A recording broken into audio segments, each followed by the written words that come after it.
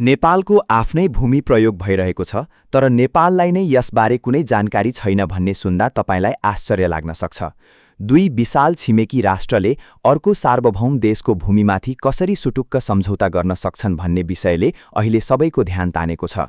भारतले चीनसँगको समन्वयमा नेपालको भूमि लिपुलेख पास हुँदै कैलाश मानसरोवर यात्रा खुलाएको छ, तर यस विषयमा नेपाल सरकार पूर्ण रूपमा बेखबर छ। सन् 2026 को जुन महिनादेखि सुरु हुने यस धार्मिक यात्राको रूट नेपालको भूमिमा पर्ने भए पनि नेपाललाई केही बताइएको छैन। तपाईलाई यसको पृष्ठभूमि बताऊं। भारतले चीन सरकारसँगको सहकार्यमा कैलाश मानसरोवर यात्राको औपचारिक घोषणा गरेको हो। भारतीय विदेश मन्त्रालयका अनुसार यात्राका लागि कुल 20 समूह हुनेछन्। तीमध्ये 10 समूह उत्तराखण्ड हुँदै नेपालको लिपुलेख पासबाट र अन्य 10 समूह सिक्किम हुँदै नाथुला पासबाट जानेछन्। प्रत्येक समूहमा 50 जना यात्रु रहनेछन् र अनलाइन आवेदनको अन्तिम मिति मे 19 तोकिएको छ।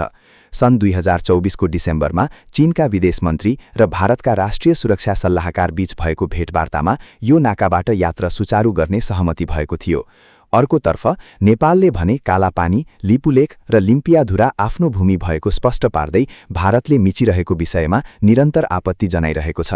निष्कर्षमा भन्नुपर्दा भारत र चीनले नेपालको दाबी रहेको लिपुलेख क्षेत्रबाट नेपाललाई कुनै जानकारी नै नदिई मानसरोवर यात्रा सञ्चालन गर्ने पक्का गरेका छन्।